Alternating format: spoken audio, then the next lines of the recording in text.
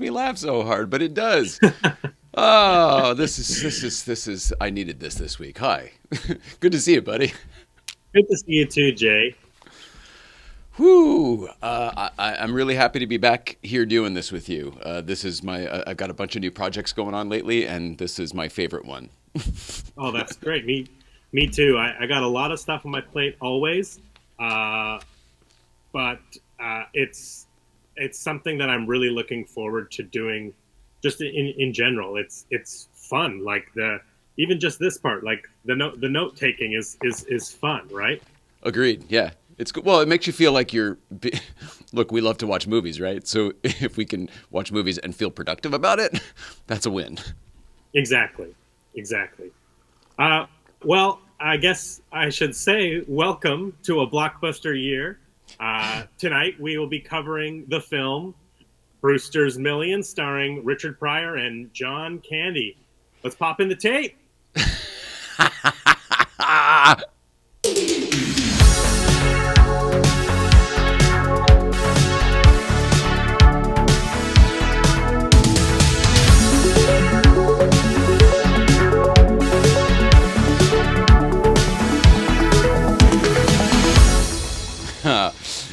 And that, ladies and gentlemen, is how catchphrases are born. Wow, you did it. Let's pop I in the thought of that tape. today.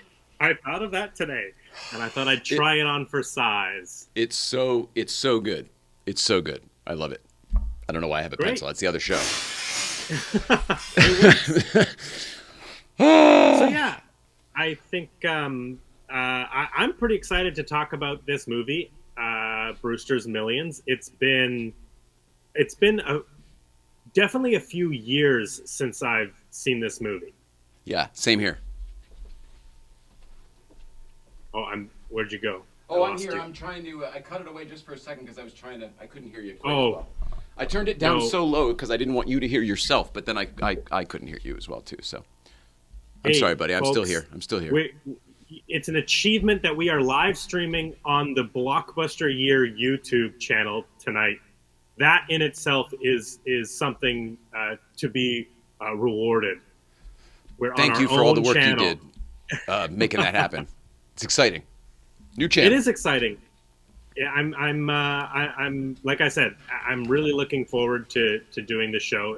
It's such a cool thing to like have an excuse to deep dive into a movie that maybe doesn't get as appreciated or talked about as much as something like Brewster's Millions, right?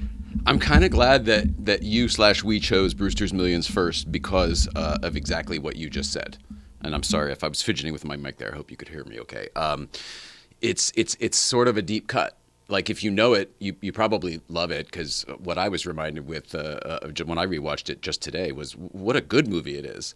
Yeah, There's a lot of '80s movies that are fun because you remember them, but they might not necessarily be a good movie. This is a great movie, totally yeah, enjoyable movie. yeah. Although, I mean, and we will get into it, is I don't think it was as loved as much when it came out, May Yeah. 22nd, 1985. Again, when you think about what the subject matter is, it didn't align with America in 1985. Well, and I think people were maybe expecting something a little bit different from Richard Pryor and John Candy in this big film. Um, you know, should we just get into it? Maybe we talk some production stuff real I, quick. I guess so. I mean, I literally, I couldn't stop because I knew the movie already, and then I'm watching it for like nuances I'd never picked up on before. And I have 2 pages of notes on my legal pad here. So, and then when the movie was over, I noticed that the original version from 1949 was only like an hour and 10 minutes long. So I watched that one right afterwards. You know, I got halfway through that one. Oh, you did it too. That's Yes, hilarious. yes, because on my Shout Factory Blu-ray, Hmm. it has Brewster's Millions, the 1945 adaptation starring Dennis O'Keefe and Helen Walker. It's a 79 minutes. bonus feature on the thing. Oh, that's great. I was Yeah. doing it on Amazon, but that's awesome. I love it. So I didn't get through it, but I did watch about half of it. Um, Well, you get the so feel. I mean, it's the same yeah, movie. well, let's talk about that because Brewster's Millions is a movie that I didn't actually realize has been made 7 times. That was one thing that I learned. I didn't know that either. That's something. You know, So that's funny you say that because I noticed another while trying to find the other version of Brewster's Millions, I found another movie that had tons of versions, and it was Wuthering Heights. That's for another day, but it's funny that you would say that. So 1949, 1985, what are the others? I have them listed here. So it was a novel written in 1902.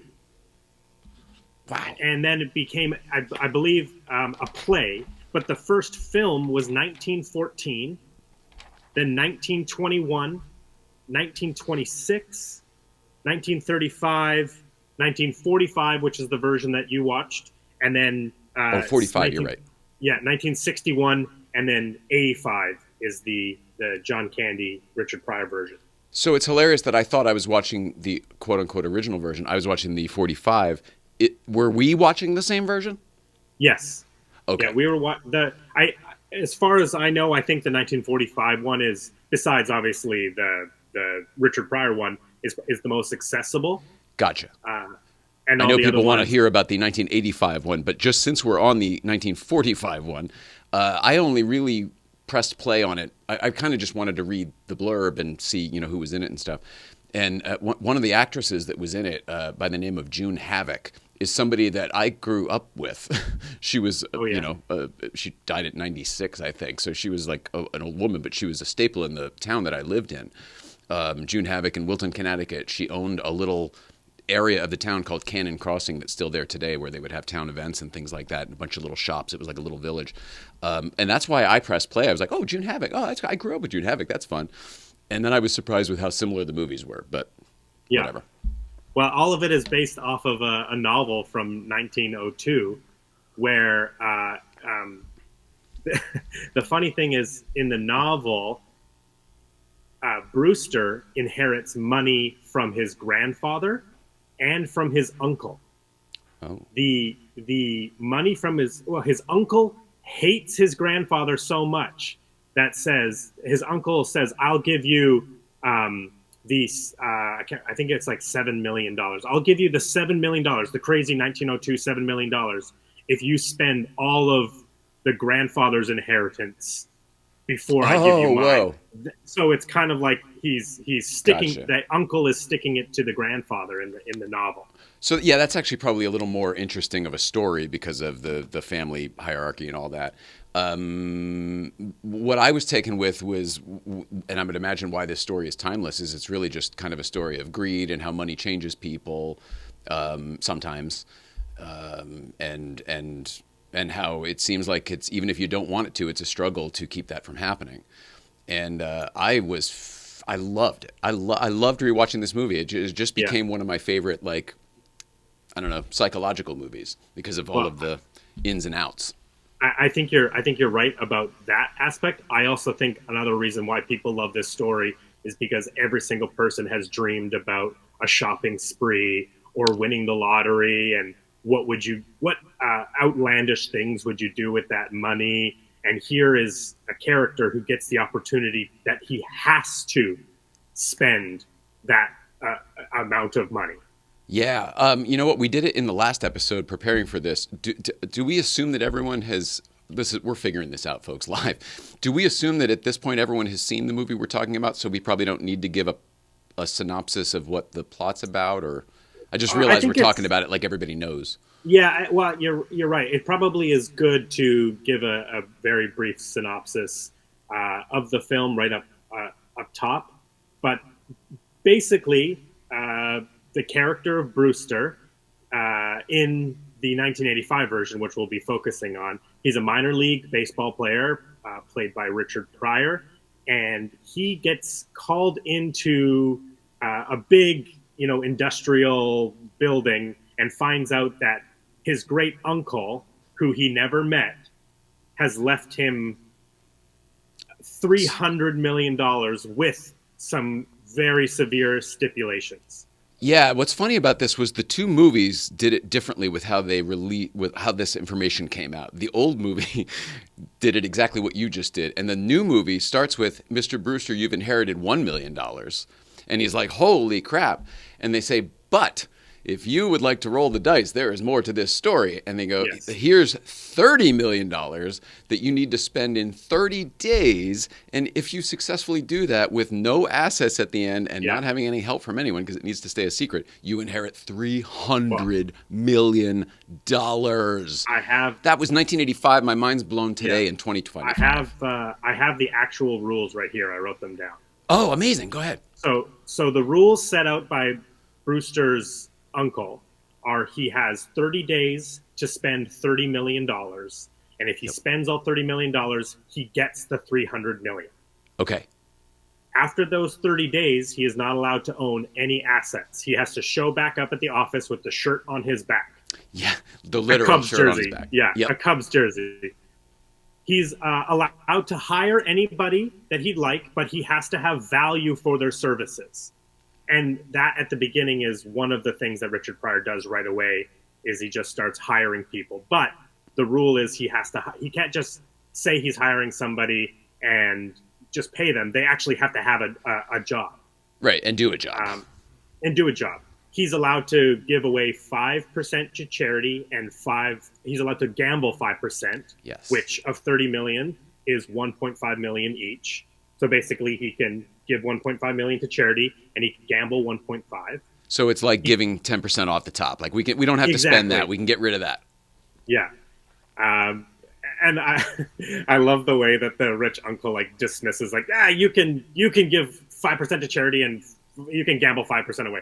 Like it's like it's almost like a lawyer has advised him to put that in there and he's like not happy with it. But I love that he just throws it away. Reluctant clause. Exactly. He's not allowed to give the money away. And the uncle uses the example of you can't just buy the Hope Diamond and give it to some girl, right? Spend all the money and just give it away. And he can't destroy what is inherently valuable. Right. So the example the uncle gives is he can't just buy a bunch of Picassos and then burn them. Right. And then you can't destroy that's right. Yes.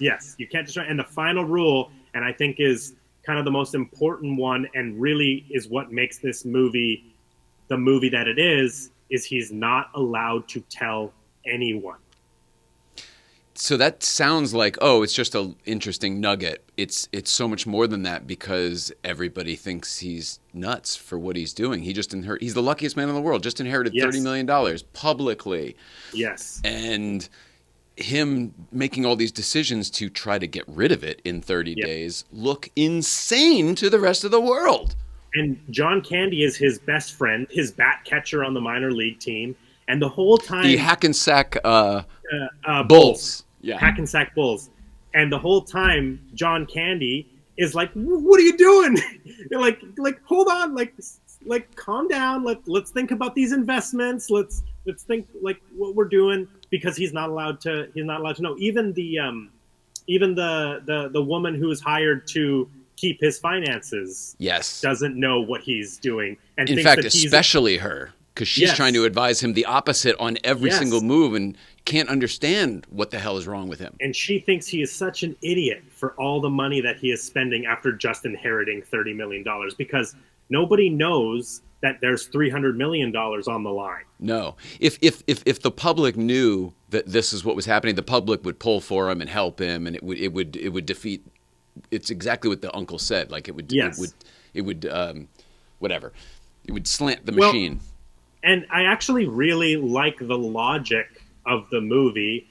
In the uncle gives the story of how his father caught him smoking a cigar and then locked him in a room with a box of cigars with no food or water and told him he has to smoke all of these cigars and then he can come out of the room. And so he uses Brewster, I'm going to make you hate spending money. Yep. And I think it's a really interesting concept. And you're exactly right. And the uncle goes, nobody helped me in the closet with those cigars. Yes. Like you have to do this on your own. That's where the grit comes from. Yeah. It also has like this really genius, fun call and response energy in that scene because the uncle has passed away. This is all these rules are given to Brewster on a film, a projector, like a film reel. Yeah. And Richard Pryor is like, yes, Richard Pryor is responding to the things that are being said, and then it's like the uncle knew what he was going to say. Yeah, so in real time. Yes, they're having this like weird conversation. Like, no, you can't hire anybody. But it cuts together really well, and it's like it's a very funny moment. Renee says, I'm ready to learn about this movie and get some tips on how to quickly spend $30 million. You know, Renee, the other interesting thing is we are talking about a movie from 1985 where he has to spend $30 million. So if you put that into an inflation calculator, that comes out to $89 million US or $78 million Canadian. So essentially 3 times the amount in the same time period. You have to spend $90 million almost. Yes, $3 million a day in modern monies. Wow. There are a couple comments here. Should I get through them all, or do you want to wait and queue them up for later? I want to shout out the first comment there, Ryan Dole. That's my friend Ryan. I'm glad awesome. He's here. What's up, Ryan? Nice to meet you. Since you're a real friend. We've all been there while streaming. Oh, man. Will there be spoilers? Oh, yeah, I guess we should probably say that. There will always be spoilers. Always be spoilers for 40-year-old movies. I'm sorry. Yeah, that's a good point if you haven't seen it by now. Yeah. Every movie we're covering is 40 years old. Literally. Yeah. And that's the embargo on spoilers officially. That's what we're saying. Anything after 40 is good to go. No spoiler warning. Open season. Yep. That's the rules on this show. That's amazing. That's good. That's good. That's good to know. I didn't realize that was our rule. I like it. So I don't, we have a blue card in that there's a format of, the bullets of how we do this: production, release, legacy. We've got some reviews we want to read. We want to do our own reviews. At the same time, though, I have a feeling because of the nature of, how we speak and tangentially how these shows tend to go, that we'll probably bounce around a bit. So I don't know how tightly we need to hold to this, but that's what we'll be covering tonight: production, release, legacy. I guess that's what we'll be covering every show. Yeah, let's just finish the plot real quick. Oh, I'm sorry. But just like real simple in terms is he runs out of the bank. He has to start right away spending the $30 million. He rents a bunch of, first he hires a bunch of security guards and pays in the them bank all, still. Yes, all the bank security guards.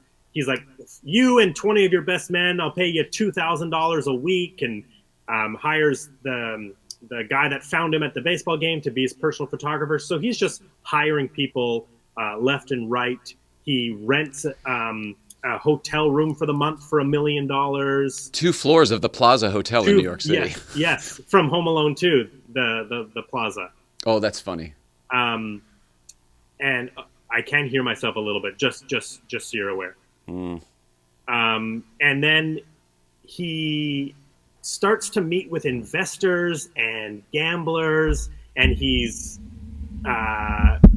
redecorating the Plaza Hotel suites, which I do think is funny, like being so rich that a hotel that you're renting for the month, you're allowed to redecorate. Oh yeah, absolutely. It's one of those. I wrote down some of my favorites of his purchases, and that was always one of them for me because it's all discretionary. Like, he gets to say what he likes is good or isn't good. So he's paying a fortune to have this place.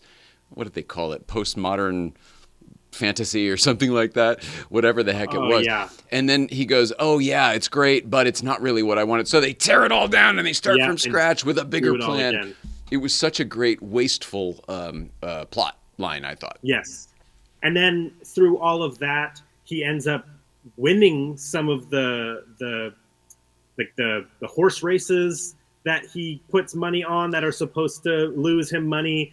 He put money on all the long shots because he thought he was throwing money away in that gambling ruse you talked about. But it turns out he hit most of the long shots and put the bookie out of business. And he invests in like this iceberg idea where they cut out a chunk of an iceberg and they put motors in and they drive or they float the icebergs to the desert for farmers, right, for water, and then it ends up making him a bunch of money from the gas companies or something. I So can't one remember. one of my favorite things about this movie is all the different cameos. There are so many people who were famous in the '80s in this movie, and the iceberg guy I made a note of was Rich Hall, which was pretty funny.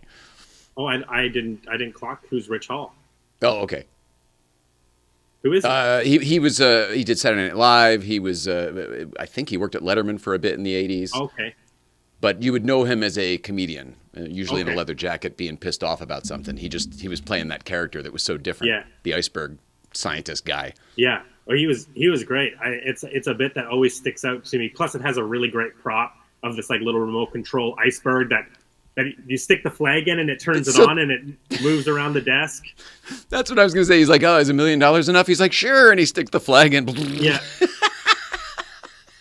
We have to find that iceberg prop because it Yeah. looked motorized and everything was super cool. Yeah. And then a big one is John Candy takes some of the money and makes some investments. Yeah. And ends up winning him back $10 million partway through. And Richard Pryor says, I'm back to where I started. Yeah, And he thought everyone's worried about him blowing through all this money, so he Yes. thought he was doing a great thing. $10 million, $10 million, $10 million. Yeah. Everybody's all excited to give Monty this news, and he's freaks out. He has like a Yeah, little he's- mental breakdown. And that is the biggest rule of not being able to tell anybody, because everybody is trying to help. They're going along with him because a lot of them are paid by Brewster, including John Candy as his vice president. He hires him. And so all of these people are kind of like straddling the line of yes men in like, okay, it's Brewster's money. I guess he can do what he wants. But then John Candy gets this opportunity to come and, yes, celebrate and tell him he got him $10 million. And Richard Pryor almost has like a breakdown because it's like he's been working so hard up until this point to spend this money, and he's only $10 million down of the 30. Yeah, yeah. And you're as creative as you are coming up with all these ways to get rid of the money, but like now you're back to zero. You're like, but I'm less idea. Like, how do I do this now? It's $40 million I got to get rid of in 30 days. Exactly. And then after that, he hires the New York Yankees to play 3 innings of a ball game. Gives new uniforms to his team, lavishly flies them out from New Jersey on helicopters to New York City. And this is all just him kind of using the money to live out his I guess it's not really his fantasy because he technically did play Major League Baseball, but he wants to like celebrate his team that he loves so much, and he wants to buy his team. Yeah. Or rent it. And then rent it. And then the final bit is he runs for mayor.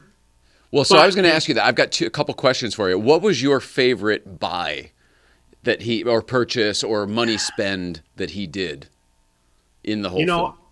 I always enjoy the campaign section at the end of it. Yep. And part of it is because I really like the campaign slogans. I really like all the photography that they would have had to do with Richard Pryor, where he's like got all his like faces and To like get all the signage and everything? Yes. Yeah. Yes. So Brewster finds out that the 2 people running for mayor of New York are unfavorable, and so he starts running as a 3rd candidate under the what is it? None of them? None of the above. And he checked the none of the above box. Yes, none of the above. That's his candidacy, and so he blows all of this money on this campaign with all of these meetings and all this advertising everywhere, and he ends up disrupting the whole election. And so the issue, I think, at some point, so did that help at all? I just realized I could kill another mic. Did that help at all with the reverb?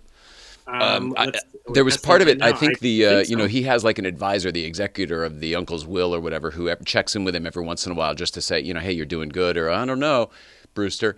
And at some point he says, you look like you're going to win this race. You're doing great with this money spend, but if you win this race, you get a job and there's a salary and that's considered an asset, et cetera, et Yeah, cetera. $60,000 a year.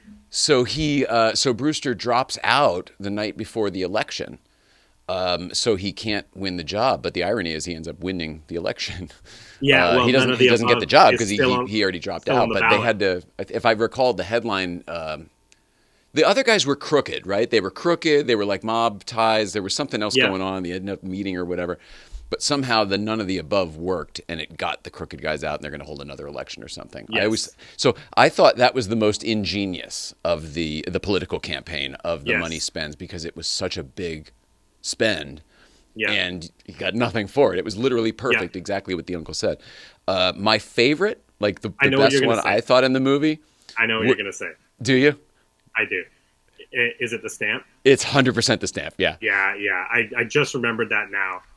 There's a misprinted, like I think it was the Wright brothers, the whatever the plane was called, their first in flight plane, and it was Yeah. printed like upside down, and it's a real famous stamp. I looked it up, and because it was printed upside down. Is that what it was? Yeah, The there was only a few hundred of them that were misprints. Right. And so he goes to an antique stamp store, and the owner, the proprietor of the store, like insults him and says like, "Oh, sir, the store you want is down the block," thinking he's looking for regular stamps. Yes. But really, Because you're right. He walks in. He goes, "Do you guys sell stamps?" you guys sell stamps? And he says, "Sir, I think the store you're looking for is down the block." And then he asks them what the most expensive stamp is, and the proprietor brings out this misprint, rare. Only 100 of them were printed. This is the only one known to exist. And yes, it is just a simple stamp with a airplane printed upside down. And what does he do? Well, this would be considered an asset. And the guys at the firm, we didn't even talk about that. There's some subterfuge because there's other people at the firm who are trying to get Brewster to fail so that the firm can get the money and yada, yada, yada. Again, the greed factor. Yeah. But Which I guess is kind of carrying the plot as well. And that's what's, as an audience, you're like, oh, will he do it? Will he do it? We don't want the bank to get the money. We want Brewster oh my to gosh. get the money, right? Yes. And as Right? would the public have been as well on his side for that. Yes, yeah.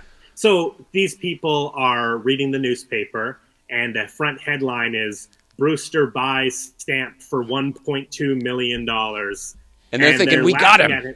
We got him. That's an asset. He can't have the stamp. He blew has to it. do something. And then somebody comes in with the mail and drops the mail on the table, and one of the bankers picks up, and it's a postcard from Brewster, and on the postcard is the $1.2 million stamp, now worthless. Now canceled by the post office. Yes, it has the stamp on it, or I guess the ink stamp on the stamp that exactly cancels the stamp, and it is completely valueless. The guy's like, it's not an asset anymore. He mailed it. It's so great. So great. So now in watching this movie again, do you see why I was confused and thought it might have been the Duke brothers? Yes. From Trading Places. Trading Places, right. And I knew they showed up in another movie. It turned out we figured out was Coming to America. But there's kind of a similar feeling about these, crooked old bastard white guys, greedy sons of bitches. Ironically, the writers of Brewster's Millions were the writers of Trading Places. It doesn't surprise me at all. So it's such a similar world to live in. Although I think Trading Places was Chicago, maybe? That seems right. Again, I haven't watched that one in quite a while. Right. But and ultimately, we find out midway through the movie that the fiance of Miss Drake. So can we talk about that?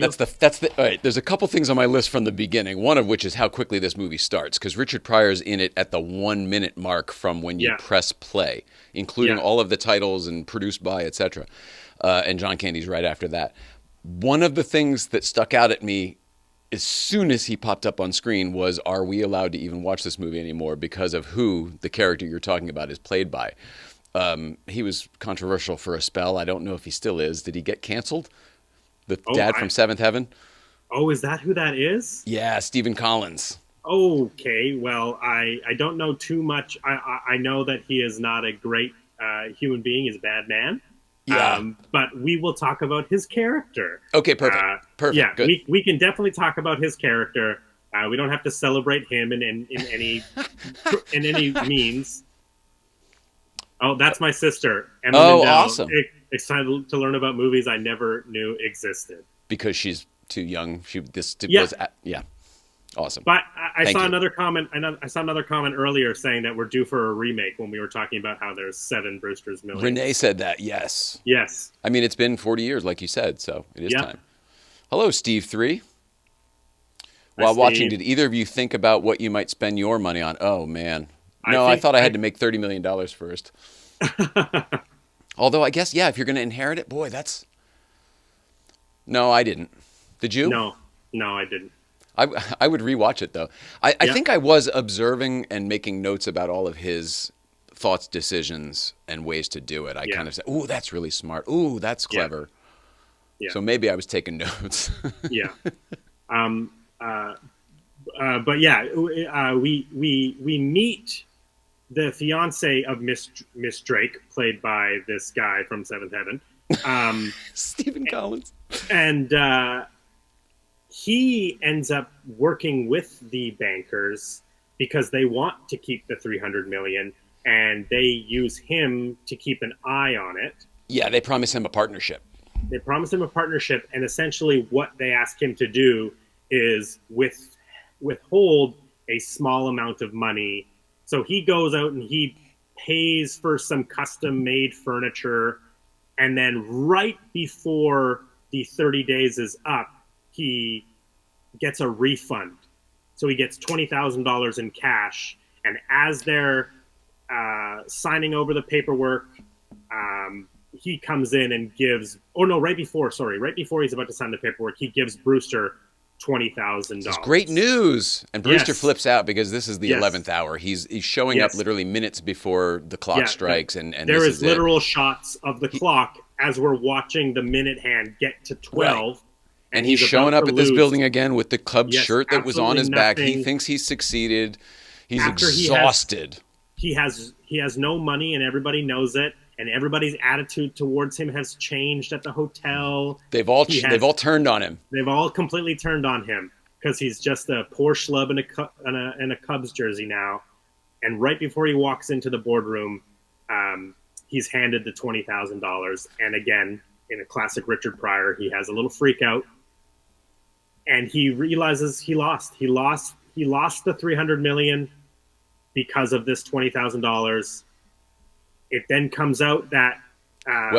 So this is what I love. He thinks he's gotten away with it, and he's overwatching. But so then he's telling his Mrs. Drake, who's now become, pretty much an ally to Richard Pryor, and she's the one who's been wondering why the hell he's been doing this the whole time anyway. She's like playing detective here, and then all of a sudden, Warren, this jerk from Seventh Heaven, says, "Oh, look what we did! Really, this is I can tell you now because it's all about to happen. Ooh, we had this evil plan the whole time." I'm going to make partner. Yeah.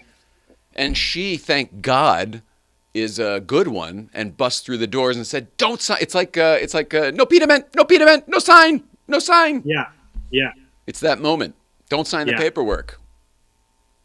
And then he hires Miss Drake for $20,000 as a retainer. Warren's a dick, so he gets punched. Oh, that's right. And then he goes, "Brewster, I'm going to sue you for everything you're worth."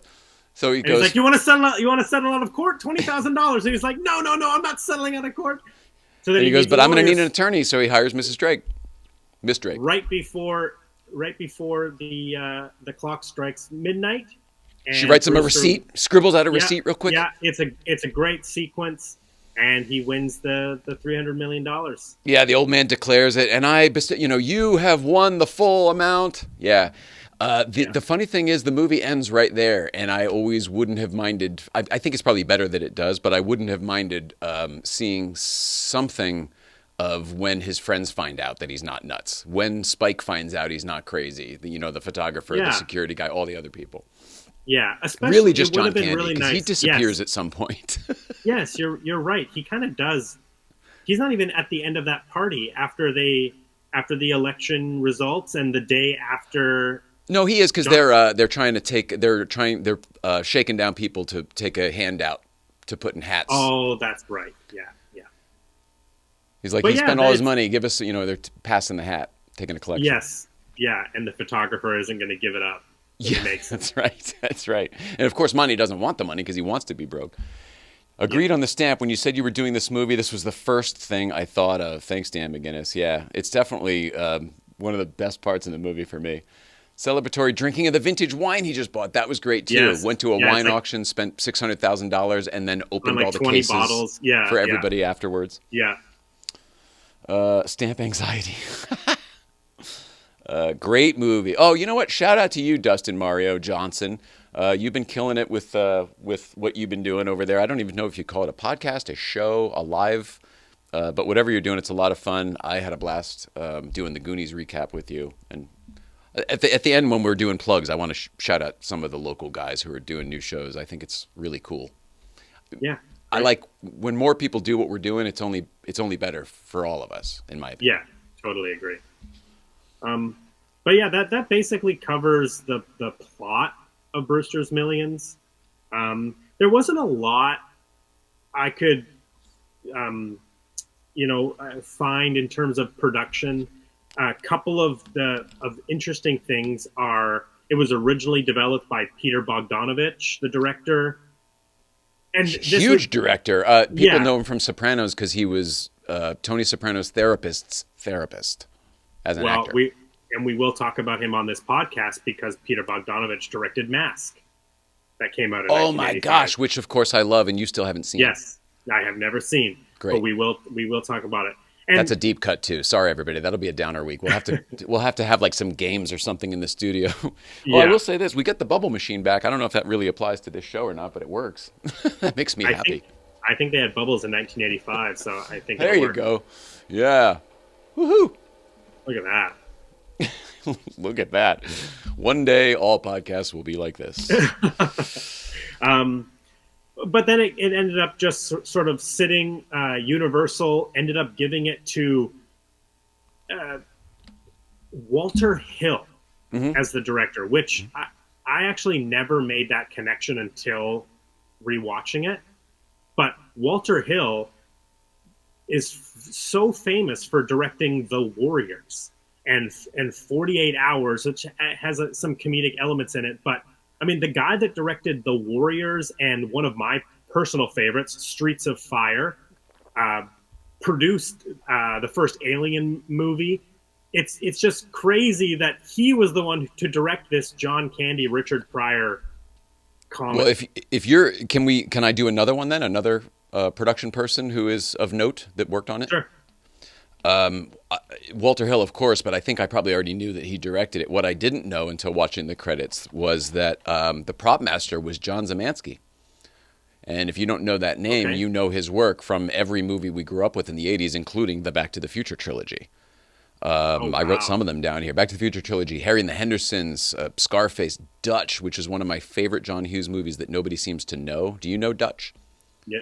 No, I don't know Dutch at all. It's, buddy, you are going to love this movie. It's my favorite John Hughes movie. And it's a sort of a best of all the John Hughes movies, plot-wise, all into one. And it's Ed O'Neill. This was in the 80s as well. We'll have to see when it came out. It'd be amazing if it was 85, but I don't think so. Ed O'Neill as the adult character, and the kid is a very young Ethan Embry. Okay. And it's a really, really great movie. Very, very fun. Yeah. But anyway, he did that. Noises Off, Death Becomes Her, Mrs. Doubtfire, Love that. one of the Psycho 2, I think it was, The Thing, Dante's Peak, Twister, tons and tons of movies. So it was kind of cool to see his name in the credits. Yeah, obviously, you and me and Back to the Future and props, like the prop master from Back to the Future did this one. That's pretty cool. Yeah, yeah. I mean, he's in charge of that little iceberg we were talking about, right? Dude. And I'm like, we got to find that prop. What the heck? Yeah. Of course. Maybe we can trade him a hoverboard for an iceberg. Yeah, exactly. For a screen-used Brewster's Millions remote-controlled drivable iceberg. Yeah, I'd love that. I would love that. Play around it on my desk. But I was shocked that like it was Walter Hill. It has such a different tone for anything he's really done. His stuff is while comedic, like 48 Hours, it's typically darker in tone, and and while so is Greed. Greed is a pretty deep, heavy tone, to cover, even in a comedy. Yeah, I Well, don't know. I look at The joke. There was a joke. What was the joke? Oh gosh, where was it? I wrote it down. I thought. Oh yeah, I didn't want to read. I didn't want to say it out loud. When they're playing the baseball game, the exhibition game with the Yankees, and John Candy says some stuff about one of the players' wives. Do you remember that? yeah, yeah. Oh, that whole scene Yeah. is one of the best. John Candy as a bat catcher, mouthing off to players is perfection. So him in this character is one of the most believable characters I've ever seen John Candy play, and it's a shame he isn't a bigger role in the movie. Yeah. So it's that that joke, which we'll call it the ugly. Forgive me. This is a quote from the movie, "Ugly bitch." Yeah. Speaking about the player's wife, I thought the timing of that was so funny, and I go, "Oh, that's classic Pryor," but I don't know. Somebody did Comedy Punch Up on this. I don't know. It was just so perfect that I felt like a professional comedian did it. And then while watching the credits, I happened to see that an executive or whatever, what was he? He was a production consultant, was Paul Mooney. And I don't know if you know Paul Mooney, but he's a historic, classic stand-up comedian and African-American stand-up comedian, since passed away. Ironically, last time I saw him, directly in front of the Peterson Museum. I was taking a left to pull into the parking garage, and he was walking with Nicole, and he was walking up the sidewalk. Yeah. And he's the type of guy who wouldn't let a white person wait for him. He was like, no, after you, because that's sort of his whole thing. That's his shtick. Yeah. And likely what he actually believes, but it was funny. I'm guessing that entire thing was Paul Mooney, and it made me realize a lot of the other stuff in the movie was very good comedy, both the timing, the writing. And I'm guessing that a lot of that is probably the late great Paul Mooney. Yeah. One of the interesting things about this version of Brewster's Millions is, do you know who it was originally developed for? As Brewster? No. Yeah. Bill Murray. Interesting. It was developed as a Bill Murray in the role of Brewster, and he was going to be an astronaut, a former astronaut who now sells knockoff jeans on the street of New York. But it would have been a very different movie with a Bill Murray energy. I agree. And then plot-wise, they're more in tune to the 1945 version, where it was it was somebody who had fought in war and was coming home from the war, and he was going to get married to the girl, and that was that Montgomery Brewster. So being that there wasn't a war in the 80s, Iran-Contra, I guess, but like it makes sense that they would make him an astronaut who came back from training or whatever. That's interesting. I feel like we probably have gotten, like Bill Murray has covered those tones in other movies, from Groundhog Day to Scrooged. I was thinking of The Man Who Knew Too Little. Ooh, good one. Deep cut, bro. Deep cut. Yeah, that was I was trying to think of like, what is the manic energy? And Groundhog Day is a good one too. But yeah, the manic energy of running around the city. Man Who Knew Too Little was one that I thought of. I don't love that movie, but I really want to. You know what I mean? I love it. I love the pieces so well. I don't love the whole. I love the concept of that movie. A good allegory for a more modern audience is the movie Game Night with Jason Bateman and Rachel McAdams. Love it. Yeah, the story of somebody who doesn't know they're involved in like a real crime spree, like something that's happening. They think that's like it's all fake. It's a great concept. Yeah. Wait, but it's not Game Night that you're talking. It's Date Night the plot that you're talking about, isn't it? Game Night is very similar too. Oh, because Nicole and I really liked one and not the other. We really liked Game Night with Bateman and the neighbor. Yeah. Oh, yeah. Jesse Plemons. Yeah, Jesse Plemons is the neighbor who constantly wants to be invited. Yes. So is that the one you're talking about? How was that profitable for Frito-Lay? Yeah, that's the one you're talking about, right? Yes. Yeah. Okay, good. I love that one. Yeah. The other one we didn't like so much with Steve Carell and Tina Fey, and we really wanted to like it because we like both of those people, but it just didn't land well for us. I think that is a movie that I would say that I like it, but I don't revisit it. In fact, I don't think I've revisited that date night since it came out on DVD. And I would watch Game Night tonight and this weekend and next week if somebody wanted to, because I enjoy it that much. Yeah, I was late to Game Night. I only recently saw it for the first time, like maybe a few months ago. Oh, but perfect. it is a great movie. I love when you pick up it's like a present in the middle of like Christmas in July or something when you find something later like that. Yeah. No, and I was like, how did we get to this? Because we're talking about Bill Murray. That's what we should have called this, the Tangent Podcast. Yeah. Tangentially Yours with Brandon and Jay. Yeah, Game Night is a super, super fun movie. Highly recommend it. But Bill Murray in Brewster's would have been very, very different energy. And I think part of the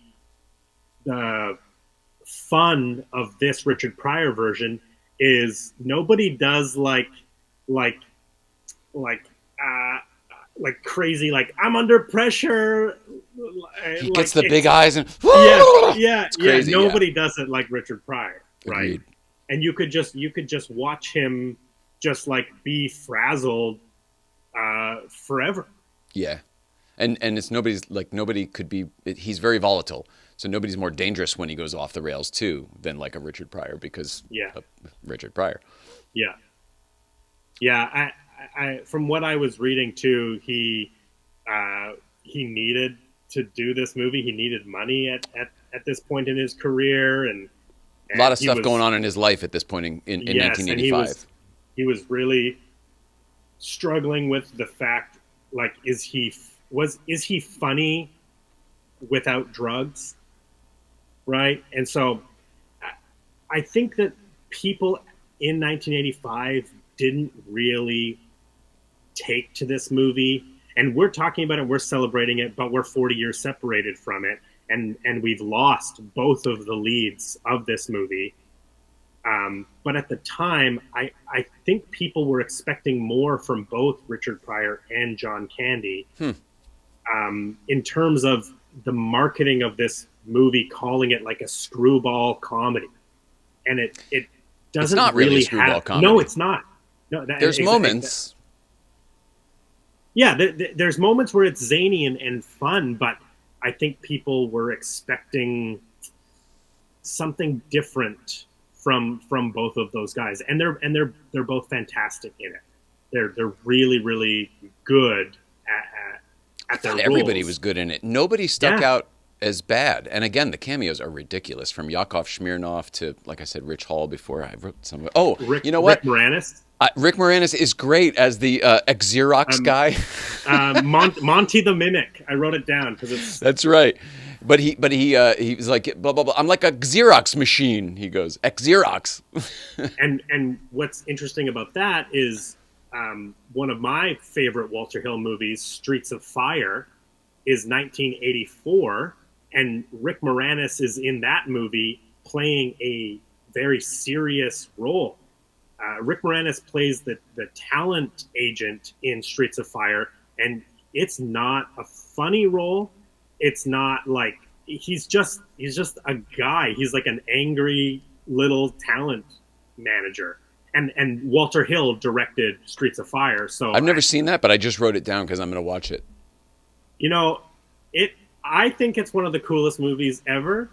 I went to a screening of it recently, last year, in the theater, and people were kind of laughing at it because there's so many tropes in the movie that at the time were cool and special for 1984, but now have been done and made fun of and spoofed over the 40 years, that people are kind of like laughing at the like the 80s of it. Like the lead character is like Tom Cody. He's this like gruff, tough guy that like doesn't smile, and he just punches his way through things. And Willem Dafoe is the bad guy.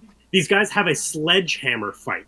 Like I I'm in. understand why the modern audience is laughing at it, but I look at it like this is the coolest movie ever. The tagline for the movie is a rock and roll fable.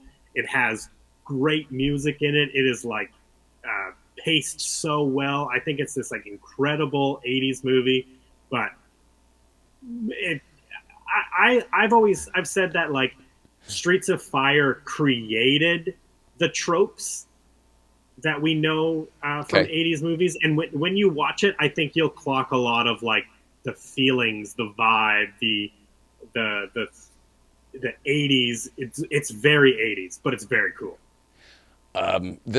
Brewster's Millions is a proper '80s New York movie.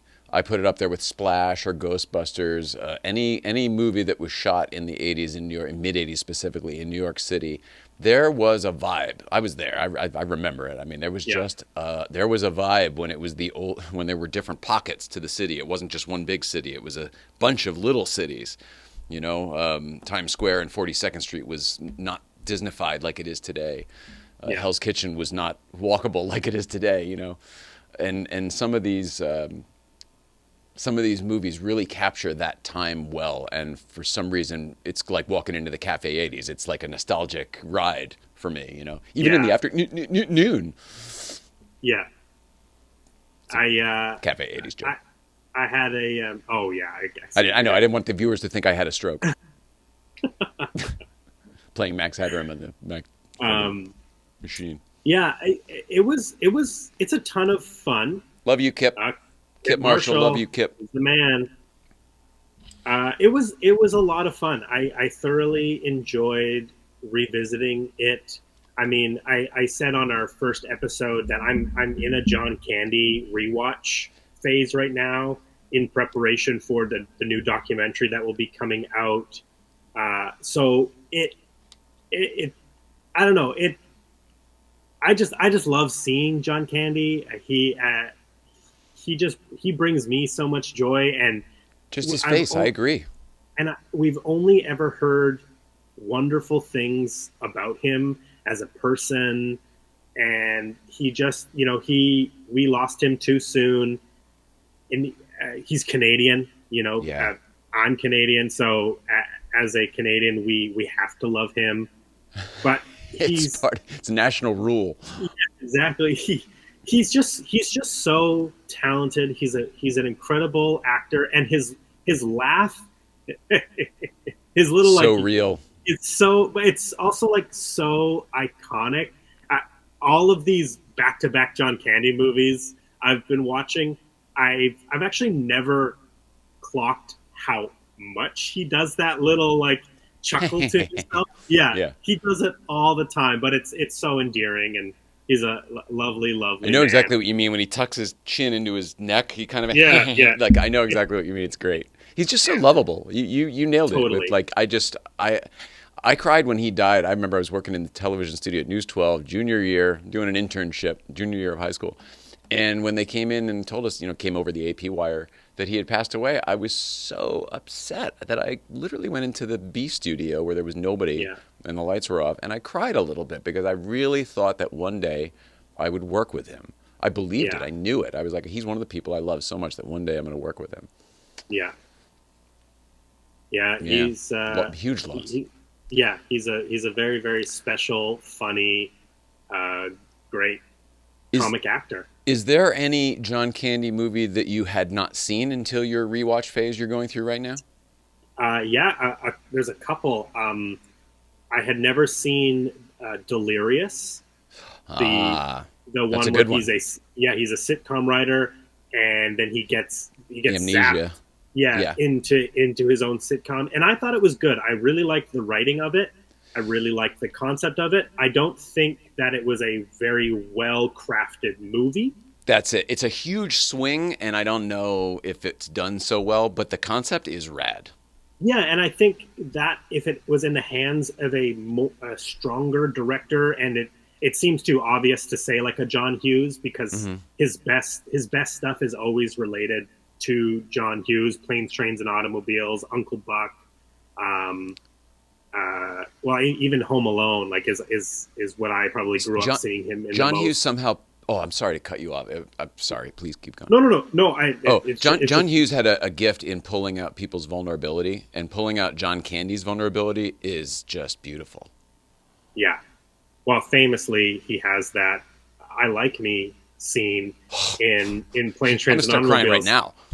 Yeah, I mean, in my house, my wife has been too affected by the Family Guy episode where Peter Yeah, does the whole monologue, and so now it's kind of switched over to funny in yeah, Renee's mind, and that's fine. Like it is a very serious moment in that movie, but it's also he's really good, yeah. and and he really has like he has a very sweet face and very kind eyes, and you just get all of that kindness from John Candy all the Mm, time.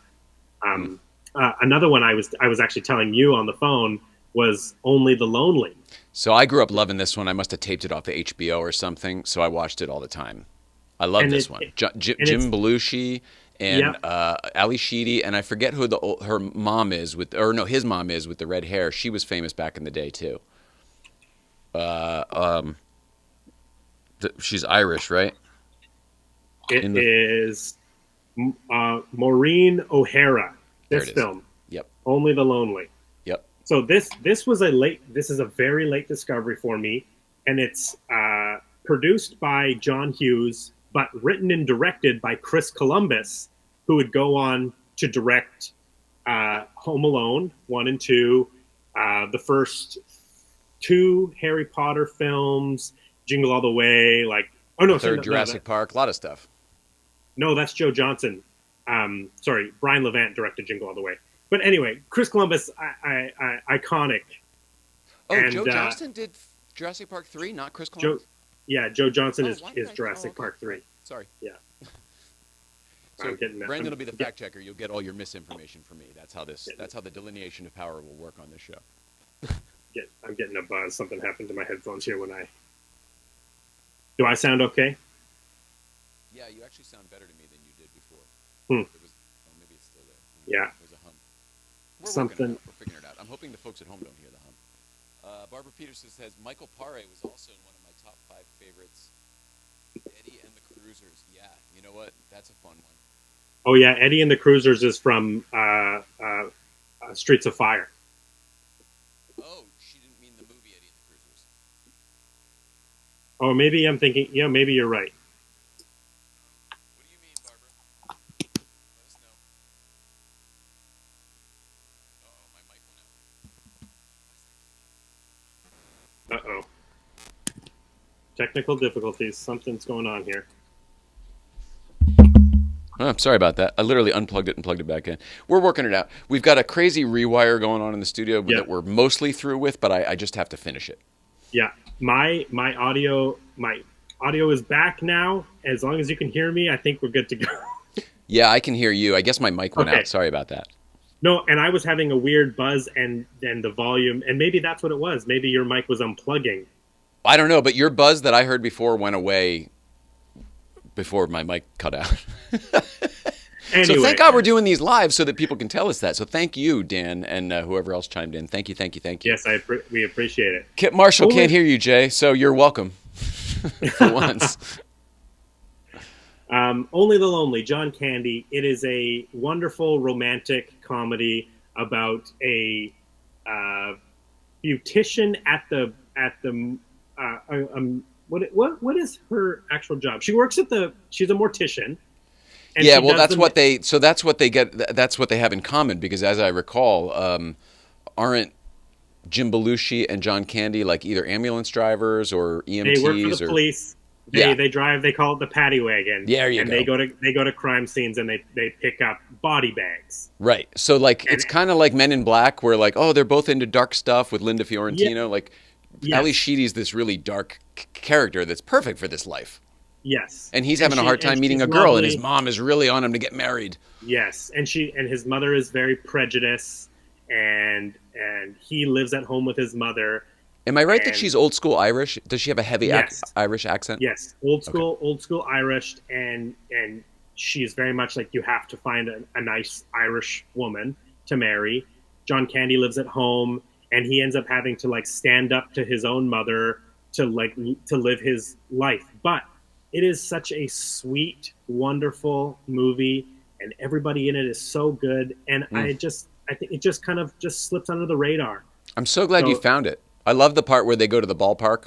I love that. yes, and he's a John Candy man about town. You know, a kind soul, so everybody owes him a favor Right. or He's got a guy for everything. guy for everything. So his first date with Ali Sheedy is he goes to like it might be like Wrigley Field, but it's like a huge I think it's ballpark. a Chicago movie, so it would be Wrigley Yeah, Field. Yeah. that's what I am assuming. And yeah, just a sweet movie. John Candy, one of the best. We talk about planes, trains, and automobiles. Oh, Spaceballs! Can't not talk about John Candy and not talk about Spaceballs. That's probably maybe Home Alone is probably the first thing I ever saw him in, but Spaceballs is most definitely the film that I fell in love with John Candy and learning that he was Canadian Mm. as Barf, half man, half dog. I'm my He's own best friend. I'm my own best friend. What's your name? Barf. Not in here, mister. This is a Mercedes. So did you know Star Wars yet? Or did you see Spaceballs Yes. first? No, 100% new Star Wars. I've been a lifelong Star Wars A lot of people my fan. generation saw Spaceballs first, Yeah. including me. So I'm only now getting the references. So when I Yeah. watched, I told you recently in real life Yes. before we started this podcast that I just watched for the first time really the first Star Wars 2, the Star Wars and Yeah, Empire, the but original the trilogy. original versions, Yeah. yeah, not the re-release special editions, Yeah. and loved them. But like it was only then that I was really realizing just how much Yeah. Star Wars is in the. Merchandising. Yeah. I mean, I didn't get any of those references. I didn't understand that. I didn't know that George Lucas Man, signed the biggest merchandising deal in the history of anything. I can't wait till we cover 1987, then we can talk for 10 episodes on Spaceballs. Yeah, no kidding. Only the Lonely is a great movie. Yeah, I'm glad. I mean, obviously, I am.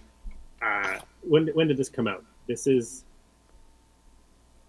I would guess 90s 1990, or 1991. So I wasn't born yet, which is part of the reason why I didn't know about this movie until recently. But one of my favorite things to do is obviously buy physical media, and I will just go around to the thrift stores and I just buy movies that I'm like, oh, of course I'm going to pick up this John Candy, Ali Sheedy, Chris Columbus, John Hughes movie I've never seen. There has to be something here. even if it's And awful, I'll love it. Yeah. yeah, and I have noticed, being somebody who's discovering a lot of these older movies, there is sometimes reasons why movies disappear and why they're not as celebrated and as remembered as fondly. And even a good example is the first John Candy we talked about, Delirious, because it wasn't great.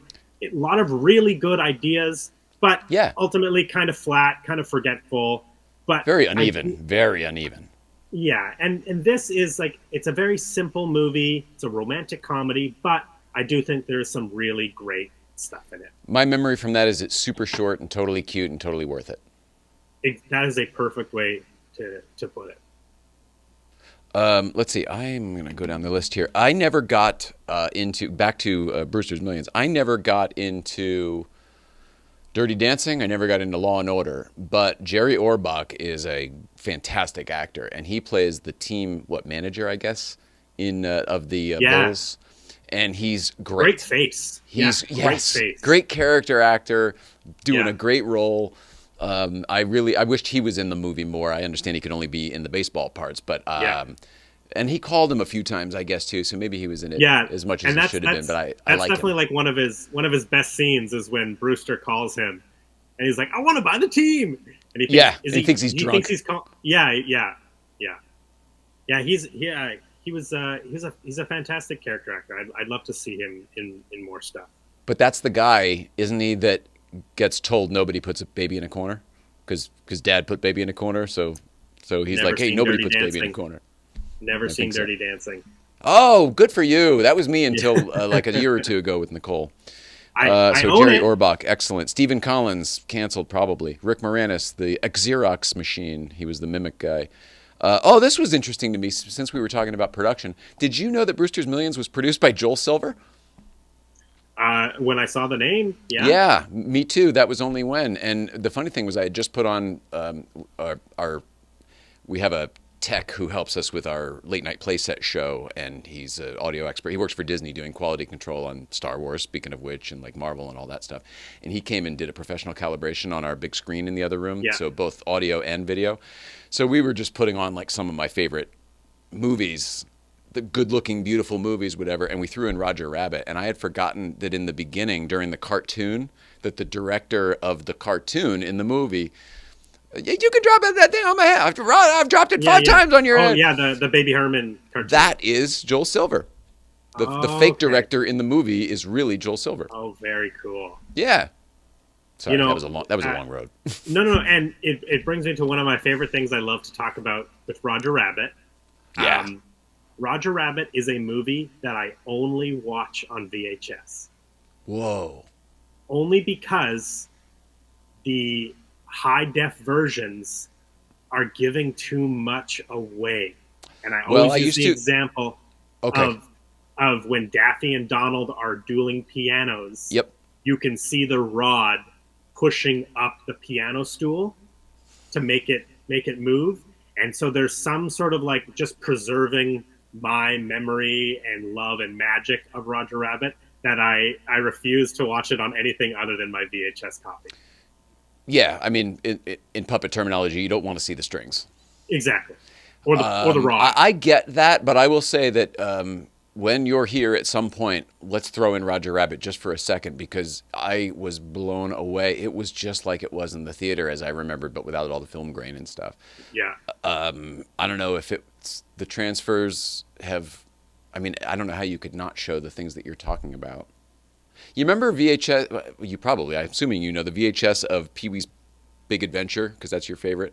Like Yeah. when he's pulling the chain out, and in Yeah. the 4:3 version, you could see the chain going up through the bottom of the. Yeah, famous. Yeah.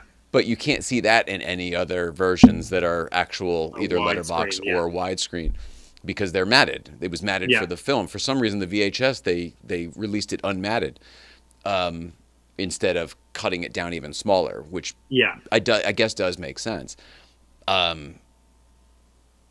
Is that sort of what you mean? Like, oh, you locked onto it a certain way when you first saw it, and this is how it should be.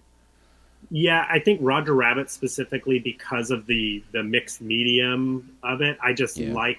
I like that I can buy into it a little bit more with a little bit more fuzz, and that's how I saw it for the Yeah. first time. The other example I use is The Exorcist, because as the Blu-rays came out, you can actually see the wires pulling Reagan up out of the bed. Oh, And it no just- way.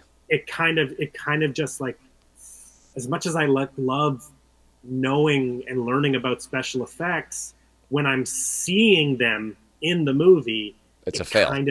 It does take me out of it. Yeah, And that's a so fail. there's You shouldn't know how the trick is done. yeah, and 19 what is Exorcist 1973? Something like that. They definitely weren't thinking about 1080p 4K Blu-ray. They're They weren't thinking about home video back then. They were thinking we Exactly. control this. They'll only see it once. If they Exactly. blink, they'll miss it.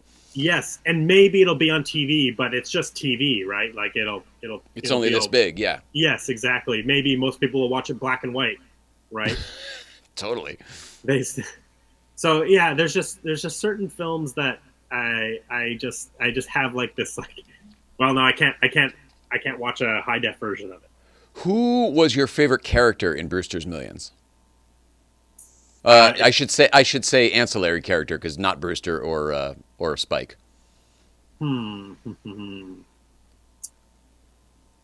That's a really good question. The first thing I thought of was the photographer, and that's partly because he's just like such a character. He's also in all of those 80s New York movies. He's the cab driver in Splash. You break that, you pay for it. Yeah.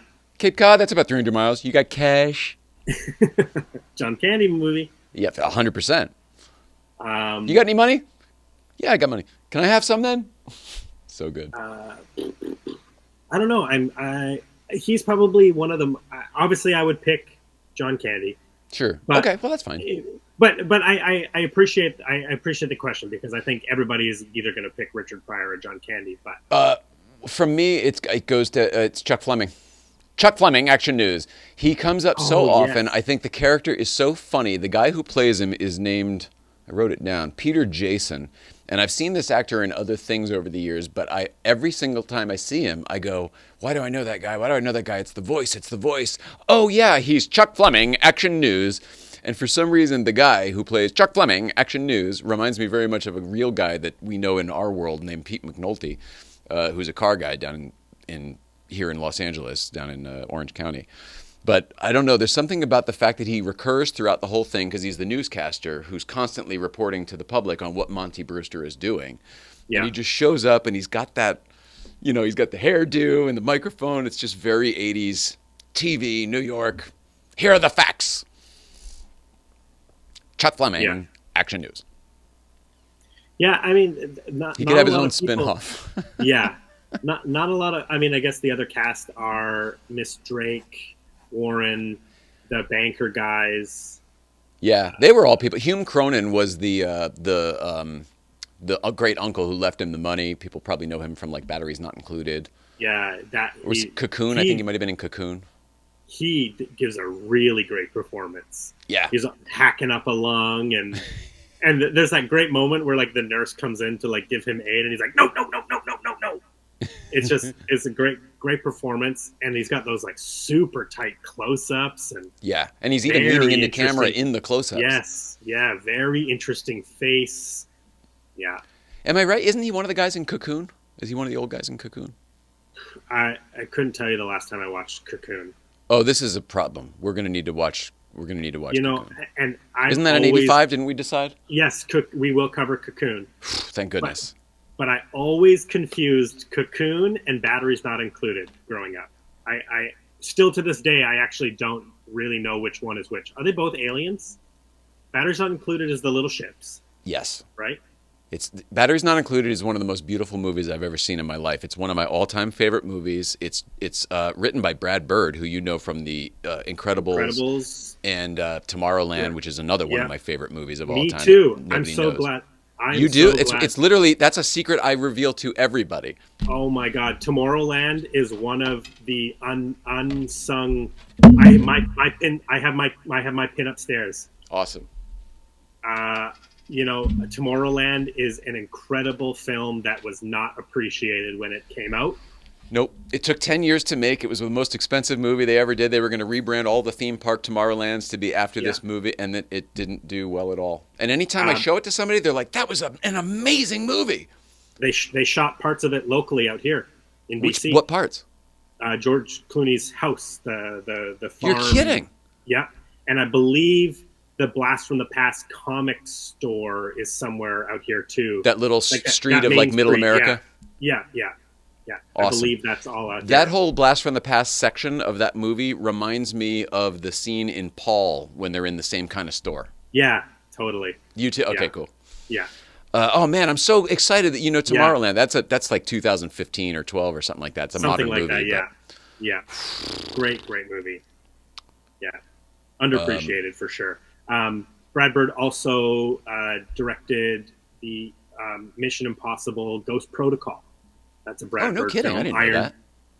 Iron Giant, the animated film, is a Brad Bird film. Iron Giant's fantastic. Yeah. He's all over. So you get it. He has like his projects have heart and depth, and the premise on Batteries Not Included is that it's the age-old story. It's kind of like Up, where all of this progress, they're building all the high rises all around, and there's one little brownstone still standing, and everything else is torn down and being built up. And it's full of artists and these old people who run a coffee shop downstairs, and this quiet old vet who doesn't talk much, but he tinkers all the time, and like all these interesting characters live in this brownstone, and they're being pushed out, and they won't leave. So now the people who want to push them out are getting dirty, and they're all broke. They've all got a sad story. Like there's something going on with everybody. The old couple, she's got Alzheimer's. He's taking care of her while they're making bacon and eggs for everybody. And basically, everyone's at their last. There's nobody knows what to do with life. Like we can't figure this problem out. It's too big. We don't know what to do. And divine intervention sends some little alien critters who it sounds like a really silly premise, but it's a really gorgeous, beautiful movie. How these people end up working with these aliens and overcoming their difficulties. It's gorgeous. It's gorgeous. And Jessica Tandy, Hume Cronin is the dad for sure, the father, and then Jessica Tandy did a great job. And I think I just saw it when I was too young. I think that's the only reason. So it never connected with me. And I think based on the poster or the movie cover, I always thought it was something different. Literally the same thing happened to me. I didn't like it as a kid because whatever. Not enough aliens. I don't know what I expected. But as an adult, it is so good. So good. In fact, I'll probably watch it tonight after we're talking about it now because it's fresh in my mind again. It's so good. But, okay, and then are there aliens in Cocoon? So Cocoon is an incredible movie that you can't find anywhere to purchase, which I think is very odd. Right? What's that? Ron Howard? Yeah. Yeah, okay. And Wilford Brimley and Steve Guttenberg and a lot of people. That one is aliens, but not in the same way. Okay. Well, I there are aliens under the ocean, which is a theory that's very plentiful in the world right now. Yeah. Well, I'm excited to watch it for this. Okay, good. I didn't want to say too much about that one. No, and I don't want to, especially because we are going to cover it. So I'd like to just go in fresh because maybe it's something that I've seen on TV because I know it and I know the poster and I know it. I know of it, but I just can't. I know the Cocoon. I know some really, really brilliant people in this world who I will not name, but they work. This sounds terrible. They work in high places, and when we have discussed the movie Cocoon, the eyebrows raise in the way of like they're like, well, that's pretty much how it really is. I was like, wait, what? Well, so, I can't wait to get into it on our Cocoon episode. Yeah, that'll be fun. Money changes people. No's become yeses. I found that interesting in this Brewster's Millions. He comes in and, we want to do this. Oh, no, we can't do that because we have to blah, blah, blah, blah, blah. And he's like, well, what if I just pay you double or whatever? And all of a sudden the no's become yeses. And that, while it's a simple construct, it says so much about humanity. And it has never changed. And I don't think it ever will change. Nope. Money talks, baby. Another cool thing about Brewster's Millions is in some of the establishing shots, again, great New York movie, you get to see the Statue of Liberty, and it's in its restoration phase. All of the scaffolding is all around it, which I grew up remembering and loving. I wrote that down because I thought it was so interesting to... And I'm always thinking about it from like a production standpoint. It's like, oh, come on, our Statue of Liberty shot is all covered in this goddamn scaffolding. Yep. And you would think, oh, you just use stock footage or whatever because you never see anyone in that shot. It's just a helicopter shot of the thing. Yeah. And it also seems strange that you would lock it to a point in time. It was only a 2-year restoration. So like, oh, you're tying your thing to... I also thought it was a weird choice, but I thought it was very cool for historical purposes. It will be interesting if we clock it in any other movies in 1985. There is another one, and I can't remember what it is, but we'll have to find it. We'll have to find it. Yeah, we'll have to keep an eye out. I imagine that it would come up. I can't remember what it is. And then the only other thing I had here when it came to the guest cast was people who I like who showed up. Lynn Shay makes an appearance also as a reporter. If you don't know who Lynn Shay is, you'd probably remember her as... She was in Nightmare on Elm Street. If you remember Nightmare on Elm Street, she was the teacher when Nancy burns her arm in class. I don't like this movie, but everybody else does. Something About Mary. She's the really tan one with the dog. Okay, I've seen the movie. I like the Farrelly brothers, so Yeah, I she's like been a in lot. tons of stuff, but Nicole knew her in real life, so we used to spend some time with her, and she is one of the most delightful people in show business. Oh, Yeah. you probably also her brother is Bob Shea, who was New Line Cinema, Okay. who Like greenlit Nightmare on Elm Street and sold prints out of his okay. trunk and whatever to fund it or whatever. Yeah. But just seeing a familiar face who like I knew in real life, and she's so nice, I just wanted to mention her. And that's all I have This for is this. this is great. I'm really enjoying like you plucking out these people that are working actors that you just know from either other things, but also know personally. Like that's a very very cool thing. When you see her face, you'll know it in a heartbeat. You'll know who she is. Here, I can do this. I'll pull this up. And it's Lyn if you're looking it up. Shaye. Here she is. Let's see if I can do this. Does this make sense? Oh yeah, yeah. I You recognize know her, right? Yeah, yeah.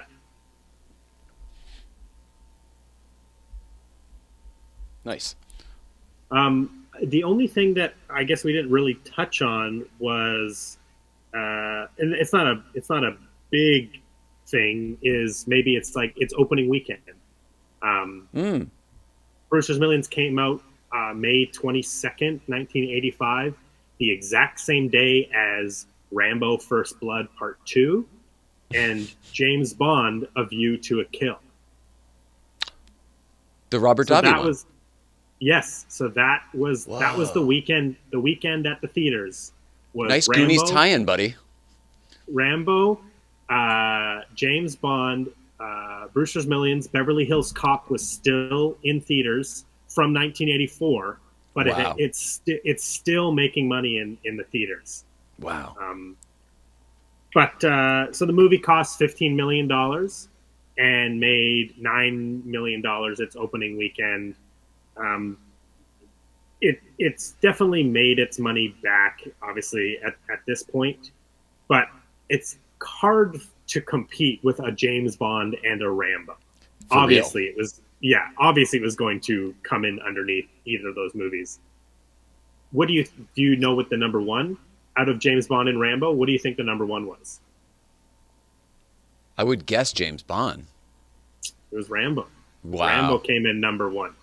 So Almost- Rambo's one I didn't see when I was younger, and I only saw it recently a couple years ago, and I was first of all, it wasn't the type of movie I thought it was. I guess the sequels sort of became what I was expecting. Yes. And it was like I found it to be a really, really good movie, and Yeah. I was so surprised by just a lot of facets by it. Yeah. I think the first Rambo is really an excellent movie. Brian Dennehy Yeah. does some incredible work in it. Yeah, I don't want to get too much into it because I guarantee you, based on how this conversation went tonight, I We'll do guarantee you we're going to talk Rambo 1 when we Cool. talk Rambo 2. I mean, the fact that it is a part 2, we have to talk about part 1 Yeah, you're right. when we Okay. do Rambo 2. But fun fact about the first Rambo, it was shot in BC about 40 minutes away from where I live in a town called Hope. The whole movie. Very all cool, shot because I've always wanted to go there, and I want to visit you. So now that I know they're close, that's two Yes. birds. And you can actually watch friend of ours, Adam the Woo. How I met him for the first time was he was out in BC visiting Vancouver, but he's a massive Rambo fan, so he has a video of him coming out to Hope and doing all the filming locations. Him and his buddy Nerd Locations, they came out and they did all the Hope Rambo filming locations. Super cool. Yeah. I love It's Adam the Woo, by the way. He was here last week and stayed only. He was right at Universal, which is a block Yeah. away, and we didn't get to see each other. Unfortunately, we're both so busy. But Yeah. such a fan. Yeah. He's a great guy. And I mean, I'm not a. I mean, I am a fan of his channel, but I'm a fan of him as a person. I really like his vibe. Like we all just hit it off so naturally. Totally agree. He's a wonderful, cool, chill guy, and I love him. The only other thing I did watch Siskel and Ebert's review on Brewster's Nice. Millions. Go Did ahead. you? Go ahead. Oh. No, I didn't. But this will be your part of the thing because I probably won't do too much research on this, but I love hearing about it. Yeah. You don't know this, but I was a huge Siskel and Ebert fan. In fact, that's the only reason Letterman had two chairs. Siskel and Ebert. Wow. Like for them as guests, or that's what he called Yeah. them? No, no. Good point. No, no, no. So that because people always said whatever. Johnny Carson used to have a couch, and people would stay, and they would move down the couch. Letterman would always have one guest at a time. So people always Yeah. said, "Why do you have two chairs? You only have one guest at a time." And he said, "There's a very simple explanation for that: Siskel and Ebert, because they come out together." Yes. Yes. I mean, they are quintessential '80s Oh figures, yeah, right? the two. I mean, the two thumbs up. They coined that Yeah. shit. Yeah. Yeah. Well, they both disliked Brewster's Millions for the same reasons that we were talking about earlier, in that they just thought that it was a bit too bland for comic superstars Richard Pryor and John Candy. They both wanted more from them, and they both, you know, said that the fact that this is the seventh version of this story and it's kind of the same thing every single time, that hinders it. But Yeah. it was really fun to watch them, to watch that vintage footage of them talking about this movie as a current release. Do you just look it up on YouTube? Is that how you find them? Yeah, Okay. yeah, yeah. Super cool. Um, I watched the Brewster's Millions clip, and then after I actually found the whole episode, and they covered Rambo 2 and a documentary, and I think there was a fourth film, but I'm forgetting it right now. But it's cool to have that as the opinion of the time, Mm-hmm. because like we were saying, we come from it. Like, I really enjoyed this movie, but how would I have felt if I was in 1985 going to the movies to see it, and I had everything that Richard Pryor had put out beforehand and John Candy had put out beforehand to like come up against it? Whereas now we're living it like this is just one of the things that those two actors have done, and we can enjoy their catalog at any point in any order. Right. And I'm just looking at it like, no, this is a simple story, very That's what I straightforward. like. Yeah, here are the rules. Richard Pryor does his wide eye, spends the money, has fun, does some crazy things, and then ultimately he wins, right? We get to see him win the 300 million. So yeah, it's simple, but it's fun, effective, and frankly, it's good. Like it's quite good. Yeah, I enjoyed it as well. Well, that leads. Do you have a rating for it? Have you thought about a rating out of 5 stars? Um, this one's tough because I feel like I need to come up with criteria for how I rate, and you know what I mean? Because we'll both have probably different criteria for how these are coming up. Yeah. The one thing we didn't talk about here is how important Richard Pryor is to me personally. Yeah. I grew up loving his movies. I found I loved trains as a kid. I found the movie Silver Streak very early, Sunday afternoon, on TV with my dad watching it or something like that.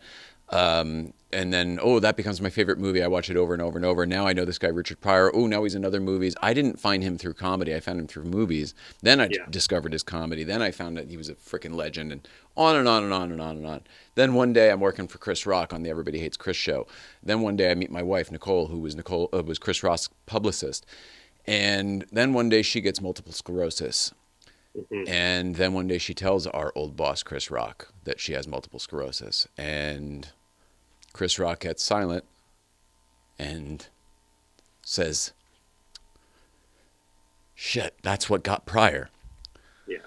And for some reason, the multiple sclerosis of it all, the fact that I feel like I've known Richard Pryor in my world since I was a very, very early age, and the fact that he died early after a roller coaster ride of a life, he's very, very special to me, and I can't really explain why. And now, after 5 minutes of telling you that, I can't remember why I brought it up. But my rating system, I think I'm going to be a little nicer to this movie than maybe it deserves because of the Richard Pryor it all. And I'm going to say that since we're looking at all movies in 1985, obviously our criteria is there. I'm going to give this 4 stars just because of the feelings it gives me. These two guys that I love so much give me all the feelings that I'm expecting to get from those two guys. I'm not disappointed in the least when I watch this movie.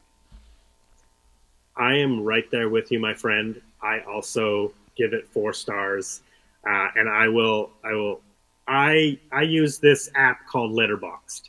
And if anybody doesn't know about Letterboxd, maybe you've seen the interviews on the red carpet with the microphone with the 3 colored dots on it, and they ask people what their 4 favorite movies are, and they get all these. It's essentially a social media light platform where you can follow people, but essentially you rate movies.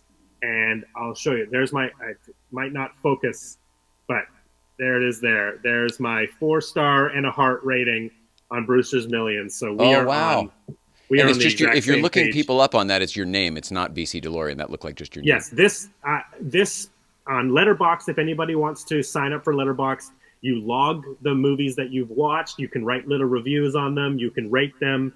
You can follow people. So I'm just Brandon Mindell, my name, on Letterboxd, and that actually leads me to the segment that I'd like to have on this show, because one of my favorite things about Letterboxd is the reviews that people write, because this is an app or a website that is filled with film nerds and people who just love movies, and a lot of these reviews are just like snarky. They're great one-liners, and I will just sit and read random people's reviews of movies, and they will make me laugh so hard. So one of the things I wanted to do on our show is I wanted to read some Letterboxd reviews. Absolutely. I have not come up with a name for this segment. I've been racking my brain, so maybe one day it'll have its own name. But here are a few Letterboxd reviews that I found on the Brewster's Millions page. Here we go. Ava rates it 3 stars and a heart, says, a Mr. Beast challenge, but in the 80s. Oh, that's funny. That's funny. Ben, 4.5 stars and a heart. I would hire a guy with a tuba to follow all the people I don't like. With a tuba. This one's not funny, but maybe this is what I would do with my money. Amelia, 3.5 stars and a heart. I would fund another Muppet movie. Ooh, good.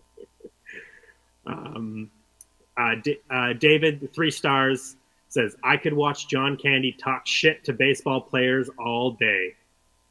And I thought the exact same thing. That we briefly talked about it, but that one scene where he's talking shit to baseball players is perfect John Candy. So the other funny thing too is, like, this movie feels very authentic to me. I don't know if that's Walter Hill, I don't know if that's the New York of it all, or just the time of how they were making movies. But that scene that we're talking about, where we're just all of the baseball stuff really, but that scene where we're just watching home plate and we're watching the guys interact, straight out of Major League, which to me is probably the best baseball movie ever made, because I'm not into the baseball, so I like the comedies. Yeah.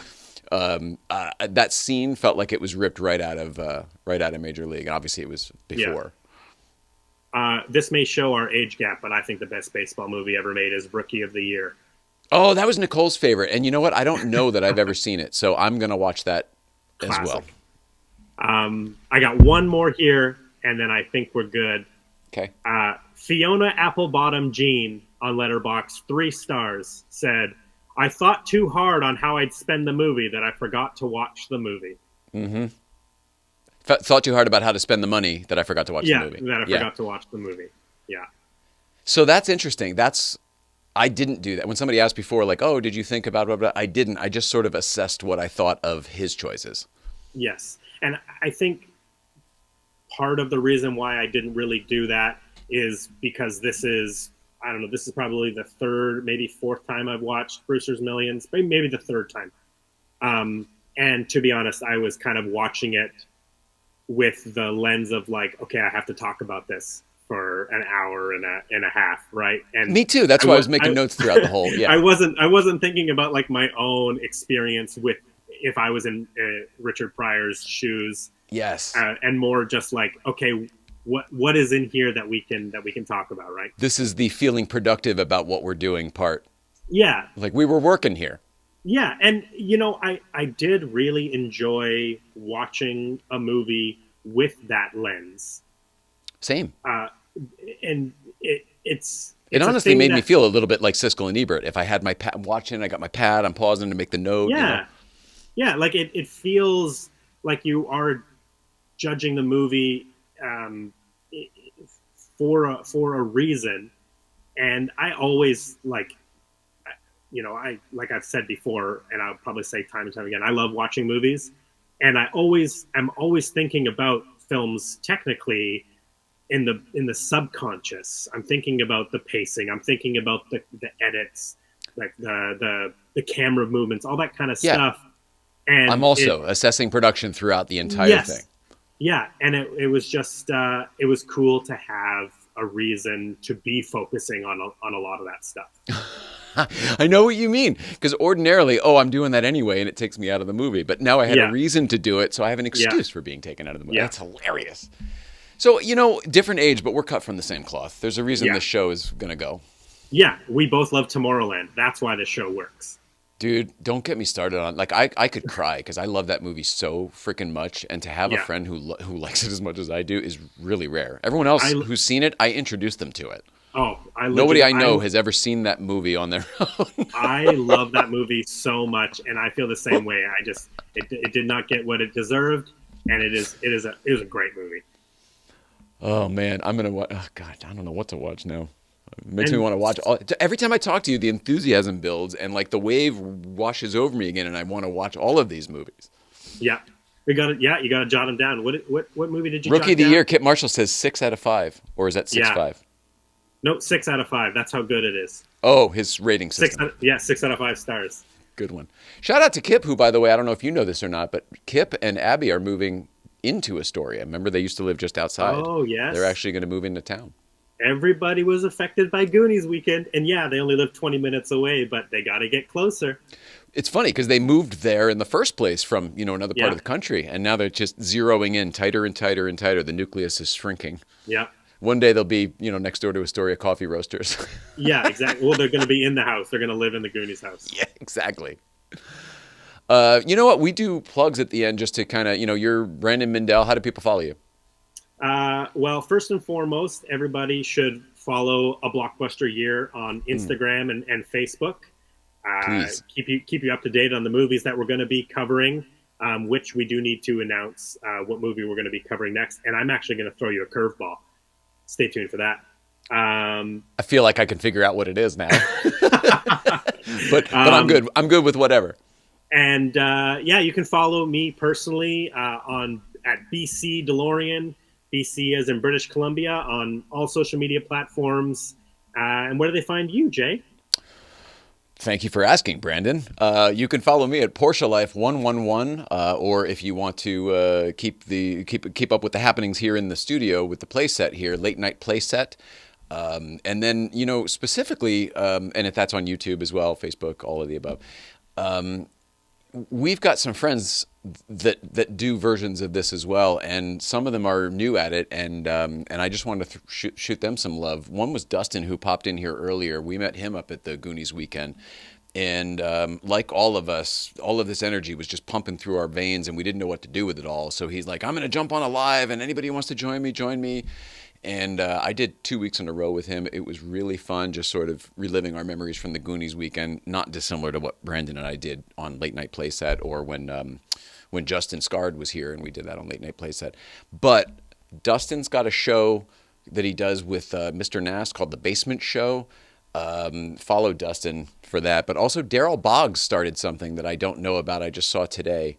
We met him up there as well, and he's got a My Goonie Weekend podcast or something like that I'm definitely going to check out. And I just want to send him some love because I don't know that I've met a bigger fan other than, okay, there was a few. Robbie Retro, right? Huge fan and supporter and like hype man. Michael Christopher, who we met also that weekend. Yes. And Yeah. Daryl Boggs were like, I just felt like, I don't know, I got like they inflated us with just love and good vibes the entire weekend we were there. And just I love you guys back. I hope that whatever you're doing is great. And the more people who do this stuff, the better for all of us.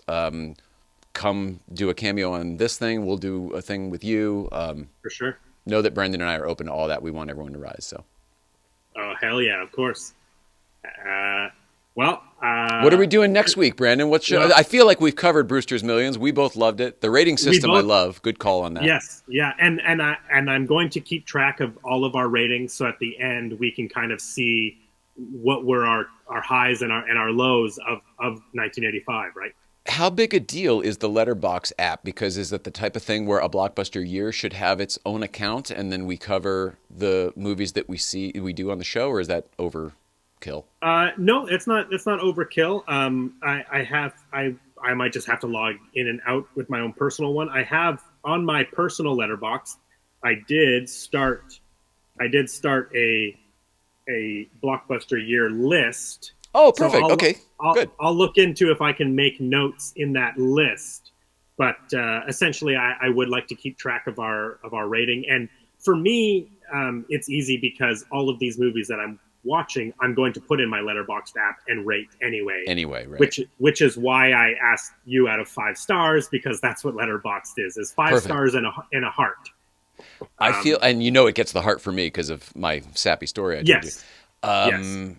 Yeah, I can't explain how or why, but I just have a feeling that this particular little podcast that we're doing here, a blockbuster year, focusing on 1985 currently, I have a weird feeling that this is going to be bigger than you and I both expect. So it would be neat to have a record of all the things we covered in the early days when we can go look back on it someday, you know. For sure. It'd be cool to remember these early shows and we're like, remember when we didn't know what we were doing? Exactly.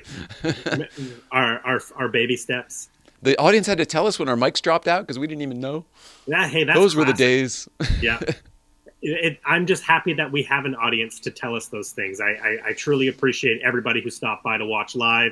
I appreciate everybody who is listening on the podcast feeds or watching the replay. You know, Jay and I just wanted to do this to hang out with each other and have an excuse to watch movies. And the fact that there's people here commenting and participating, it makes me very happy. So thank you to all those who have jumped on the early bandwagon for a blockbuster year. So well said. I echo that every sentiment. I love it. All right. And then, well, I'm in for the ride. Thanks, Dan. Me too. Yeah. So in the future, like, feel free to jump in anytime with the comments. You know, we tend to talk through and we don't always get to them immediately, but they do queue up in the system here, and we will get to them. We'll figure out a better way to do all of this in the future, but this is what we're doing now. The only thing I would say is that whatever this is, it is in constant evolution. Yeah, Brandon and I are constantly coming up with ideas and changing things. If you have any ideas, throw them in the comments on YouTube or Facebook. Yeah. Know that everything will be considered. Yes. Neither one of us have any kind of, like, we're not, I don't know. I don't care where the idea comes from as long as it's a good idea. So if you've got one, share it and let's do it. Like, that's where And as you can tell by this episode, we talked about Brewster's Millions, but we talked about a lot of other stuff as well. We talked about movies not from 1985. No. Told you about my wife who died. I mean, there's so much stuff. Exactly. But, you know, and that's what I want this show to be. I don't want it to be strict in that sense. We can go anywhere, and that was a very heartwarming story, and I appreciated you sharing that on the show. Thanks. Thank you. Without tooting our own horns, I will tell you this, that the feedback I've gotten from this show is that people seem to like it a lot. People seem to think that you and I have good chemistry, which obviously I agree with. You know, when we first met, I felt that. But it's nice to have that kind of feedback from people. So if you're liking this, we really, really appreciate it. If you're not liking us, tell us why. And we may either change something or tell you why you're wrong. Yeah. If you subscribe to the YouTube channel, leave a comment, like the video, all of the social stuff. Smash that! Hit the bell. That's right. Subscribe. Yeah. Gannon Appleby, you guys rock. Thanks, Gannon. You do too. Thank you. Stephen Clay, hi Brandon. I just at work. That's pretty good. Oh yeah, I know Stephen. Stephen rules. And Barbara sends some love on the way out. So next week, what movie are we doing? We are going to be doing 1985. We're going to be covering Clue. I am excited about this movie. I love this Madeline movie growing Kahn, up. Martin Mull, Christopher Lloyd, and I think we are going to have our first guest next week. This is exciting. Yes. Are they in Canada or in Los Angeles, or are they satellite as well? They are actually in Los Angeles. So when we do guests on this show, do they do it from wherever they are? Do they come to the play set? How does this work? I will talk to our guest, and I'll see what he's what he wants to do, what he has time for. But I believe he lives near your neck of the woods. I think he's about 20 minutes away from you or so. So anything is possible. He's welcome here, or we can do another talking head too. We got plenty of windows here. We can go up to I think 9. We can do the full Brady Bunch if we want to. Oh yeah, for the mega episode. Yeah, here. Let me just see if this works. Let me see if we can do this. I wonder if this will work. Let's see. We'll put the name of the show in the center, if that works. This is all happening live, people. Yeah, I'm just curious if this can even happen. And if it does, then we know we did it. Oh, yeah, there you go. Whoa. We can do up to this. Okay, if there's anybody listening at this point, Jay has put 9 windows up of all his different camera angles of the late night play set with a beautiful Blockbuster year logo in the middle. That's called professionalism, buddy. So we can do it. Good news. We can have up to 9 people. That is an exciting thing to think about. Okay, so I guess that's it. We did the thing, right? Yeah, we did it all. I'm excited. Thank you, everybody who watched live. Really appreciate everybody that was here. Tune in next Wednesday, 6 o'clock Pacific Standard Time, where we'll be covering the classic 1985 film Clue, the movie. Excited. I love that one. It's so fun and light. So fun. Such a great one. Yeah. I feel like more people will know that one too than Brewster Millions already going in. Yeah. So it'd be fun. And Clue is available to rent everywhere, I believe. I don't think it's streaming for free on any of the platforms, but it was $4.99 the other day on Apple TV. Check Apple TV for purchase because it might be cheap right now. Yeah, you can definitely find it digitally out there, easy enough. This is a Shout Factory. You know what is ironic? Look at this.